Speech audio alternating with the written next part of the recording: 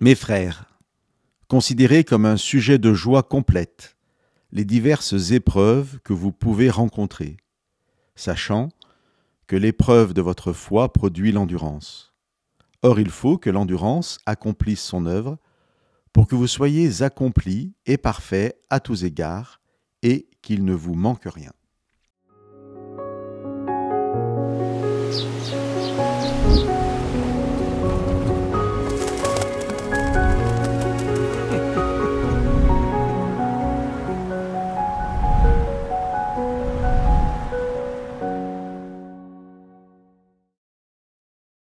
Même si le mot épreuve peut être compris dans le sens d'épreuve physique, de test, sans connotation forcément négative, il peut aussi évidemment signifier l'épreuve tentation, qui demande lutte et résistance par rapport au mal. Si l'on pense particulièrement à ce second sens, il n'est pas forcément facile d'entendre ce que nous dit Jacques. Toutes ces épreuves sont des épreuves de foi et sur la durée, par ces épreuves, nous devenons accomplis, pleinement dotés et sans manquer de rien. Chers amis, ni un stoïcisme à toute épreuve, ni une joie morbide à souffrir pour Dieu ne nous est demandé si nous croyons en lui. Jacques ne nous invite pas à être stoïques, droits dans ses bottes, quelles que soient les épreuves, à ne jamais faillir et à rester joyeux dans les drames. Il ne nous demande pas non plus de croire que le pire dans ma vie vient de Dieu, que c'est la volonté de Dieu que je souffre, et je n'ai donc pas à faire autre chose que me réjouir de ce que Dieu me fait subir.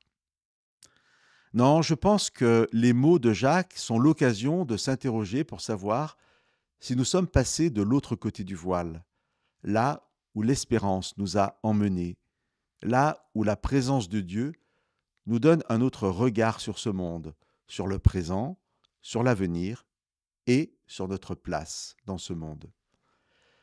J'ai l'habitude de dire, et je ne suis pas le seul, qu'être croyant, ce n'est pas vivre sans épreuves, mais vivre les épreuves avec Dieu.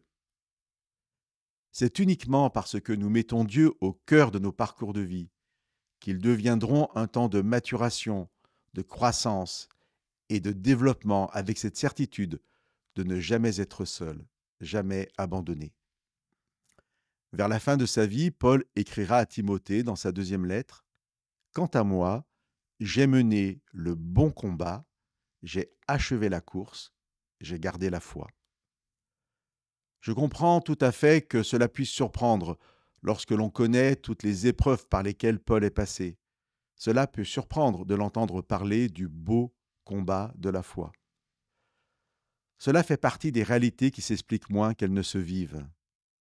Chers amis, mettons Dieu au cœur de nos vies et nous témoignerons tous, quelles que soient nos épreuves, de la joie d'avoir traversé cette vie à ses côtés. Que Dieu nous bénisse.